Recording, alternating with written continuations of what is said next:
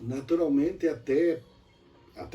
pela conjuntura que nós vivemos, não temos outra possibilidade se não falarmos alguma coisa, uma análise sobre a China, a República Popular da China.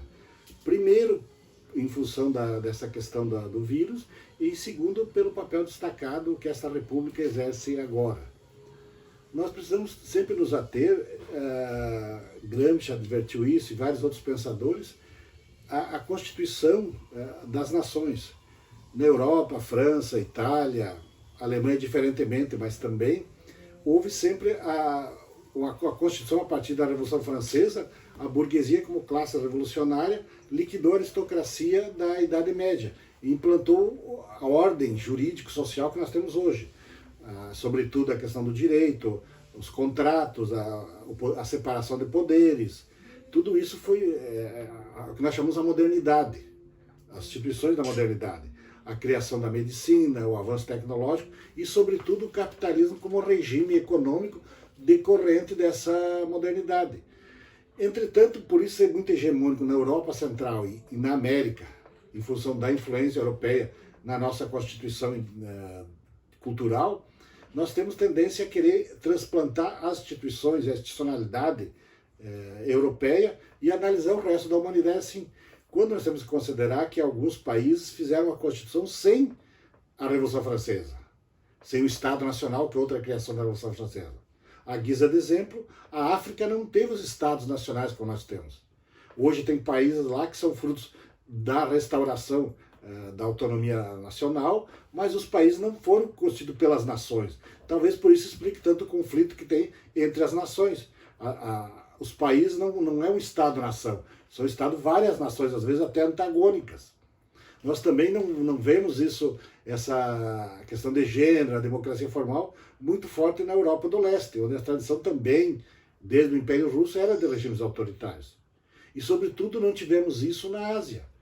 Não houve uma Revolução Francesa na Ásia, não houve uma revolução, a reforma protestante que separou o Estado da religião e transferiu a religião para a decisão privada dos indivíduos. No Oriente Médio nós vemos que há uma fusão entre o Estado e a religião. E, todavia, as pessoas têm dificuldade de entender o que acontece nesses outros territórios, justamente porque querem utilizar o paradigma vigente na Europa Central e na América. A América é colocada como extremo ocidente, ou seja, formado justamente a partir do início da modernidade que se constituiu os países que hoje nós temos na América do Sul. Talvez por isso nós temos dificuldade, nós temos que estudar bem a China. Eu sempre costumo lembrar que para fazermos uma visão filosófica, uma visão de mérito, se uma coisa é ética ou é correta ou não é, nós precisamos ter um bom fundamento científico. É o caso. Nós temos que conhecer bem a China, que é uma cultura multimilenal, já se fala até em 7, 8 mil anos, e sempre de tradições autoritárias, sempre foi um império do meio. Isso talvez leva por que o comunismo se adequou lá. O modelo autoritário do regime faz parte da cultura local. Entretanto, nós temos algumas peculiaridades da China que nós desconsideramos. A China tem 56 etnias e várias religiões. Embora a religião tradicional da maioria Han seja o confucionismo, que é religião no sentido asiático, no sentido oriental. Não há uma grande preocupação com a transcendência. A preocupação é com os princípios gerais. Na Ásia nós vemos o caso do budismo, o caso do confucionismo, que não tem uma grande preocupação em ter uma figura transcendental. Os princípios os cultos são realizados, mas há uma certa autonomia da humanidade em relação à transcendência. Já o conceito da religião no Ocidente é Deus. E a partir disso os rituais, todos tentando um contato com essa divindade, mais intensa nas religiões místicas e menos intensa nas religiões formais. A China ela tem 56 etnias, curiosamente lá também tem muçulmanos, por exemplo.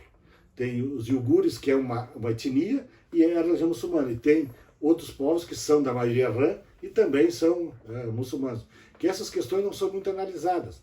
Simplesmente se coloca a China como se fosse apenas um bloco único, sem considerar suas divisões naturais. E que a China também ainda tem uma parte da população na área rural, que é uma população muito de estabilidade. Os grandes problemas de uma sociedade começam com a urbanização. O caso do Brasil. Em 1960 nós tínhamos 70% rural e 30% urbano. E hoje é o contrário. Então, a grande urbanização gera uma demanda por serviços, gera uma demanda por eletricidade, por habitação, por estudo, por saúde. E gera também um grande desenvolvimento criminal, na medida em que há um aglomerado de pessoas. E os grandes desafios que as sociedades que se urbanizaram rapidamente, o caso da América do Sul, é muito ligado a essas questões. Então a China ainda não está totalmente urbanizada. E é uma nação gigante que agora está crescendo. Então nós temos que estudar a China com visão científica, com sua história, sua economia, suas possibilidades. Deixar de lado essas teorias da conspiração, que hoje os mitos, antigamente os mitos eram outros, eram os dragões, hoje os mitos é a teoria da conspiração. As pessoas não conhecem o fenômeno, aí ficam criando teorias, explicações, que tem um golpe por trás, que criaram um vírus para acabar com a economia dos países. Você vai deixar de lado toda essa ignorância e tentar estudar claramente o que representa. De que maneira o Brasil vai interagir com a China? Hoje alguém pode ignorar a China? Nós precisamos um pouco de pragmatismo, mais ou menos como os Estados Unidos. Podem ter as rixas que tem, mas negócios à parte. Esse pragmatismo é muito inerente. O que está acontecendo é que todos os lugares têm problemas e as pessoas querem explicações, achar uma personalidade do mal. Alguns até querem imputar os problemas todos que nós temos na China, que, como eu disse, não é santificada, mas também não é satânica. A China tem uma história... A característica da China é diferente de nós. A China já foi conquistada pelo Ocidente em outras épocas, mas nunca foi colonizada. Eles sempre mantiveram a sua cultura, que já tinha antes de chegar à colônia. Nós já criamos uma cultura colonial, uma cultura dependente. A nossa economia não é autônoma em relação aos colonizadores. A nossa economia é dependente desse paradigma de alguns pensadores, alguns economistas que estudam, e sociólogos que estudam a teoria da dependência. Então a China tem que estar sempre sendo analisada nisso, evitar a análise da teoria da conspiração e ver as possibilidades que nós temos de reação. E só isso vai acontecer com o conhecimento. É uma civilização com quase 8.000 anos. Tem até curiosamente, a cultura é tão forte que tem uma religião própria, que é o confucionismo. E também tem o budismo, que é da Índia, tem o Islã, que é originário da Península Arábica, dessas questões. Então é uma sociedade que tem perspectivas. E teremos que analisar a questão econômica. Esse vírus que nós estamos vivendo, o Covid-19, ele se espalhou tanto porque as fronteiras nacionais foram liquidadas pela economia. A economia tomou conta de todos, hoje há tantos negócios entre a chamada globalização econômica, e o vírus se aproveitou dessa quebra das fronteiras nacionais, ou seja, de que as coisas circulam com mais facilidade. Hoje a pessoa pode viajar para a China com mais facilidade que viajar para os Estados Unidos, ou que viaja para o Nordeste do Brasil. O que seria impensável há 100, 200 anos. Dentro desse contexto é que nós temos que estudar muito. Eu acho que a China é um tema que nós temos que estudar muito, e tentar entender o modelo econômico da China. É comunista? É capitalista? É uma coisa diferente? É capitalismo de Estado? Isso requer muito conhecimento interdisciplinar. Estudar sociologia, filosofia, história. E, sem dúvida nenhuma, sempre teremos a ganhar com o conhecimento. E a China poderá ser um objeto de conhecimento muito útil à nação brasileira.